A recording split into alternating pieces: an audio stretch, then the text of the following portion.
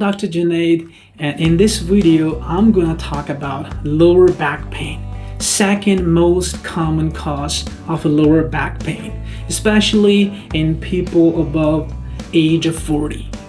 So I'm gonna tell you the second most important cause of lower back pain, signs and symptoms, the diagnosis, and the treatment of lower back pain.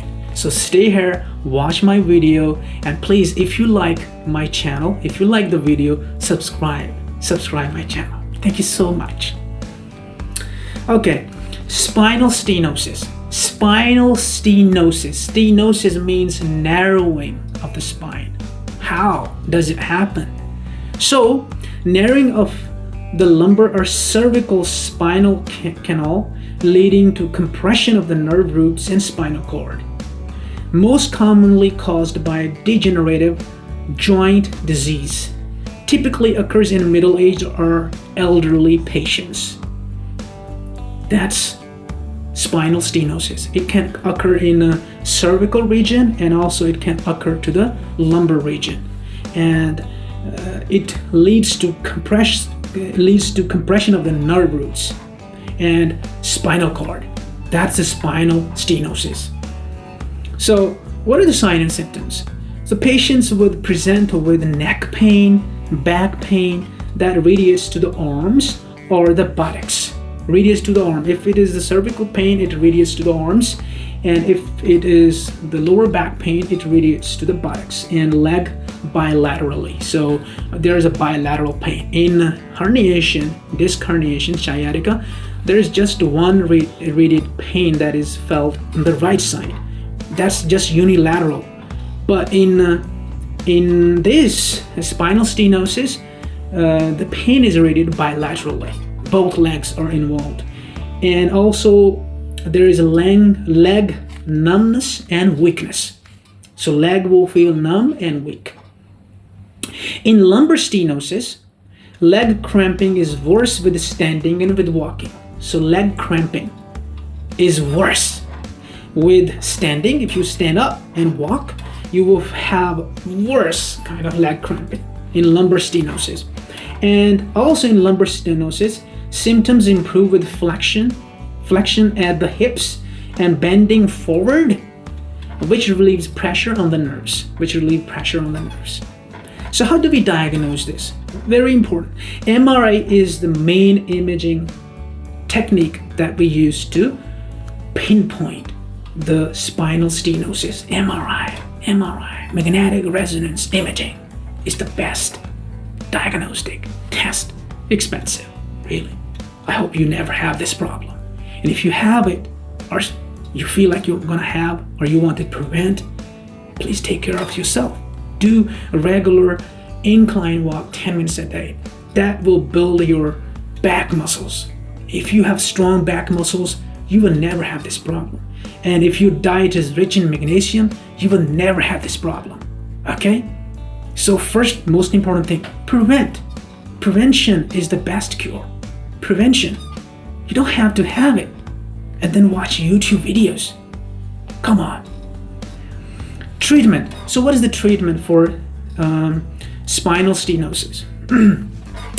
So mild to moderate, in a mild to moderate pain or in mild to moderate condition, we give non-steroidal anti-inflammatory drugs, indomethacin, Panadol, and ibuprofen, just for inflammation and painkillers. And we also recommend patients weight loss. You know, I lost my weight, a lot of weight. I was 112 kg and I lost 45 kgs in 4 months last year. I did that. Now I do just regular exercise, and I do a lot of exercise, by the way. I'm one of those doctors who are really overweight, never actually cared my health. I loved food. And abdominal muscle strengthening. Weight loss, mild to moderate condition. In mild to moderate condition, we recommend weight loss and abdominal muscle strengthening. In advanced cases, we give corticosteroid injections. They can provide relief.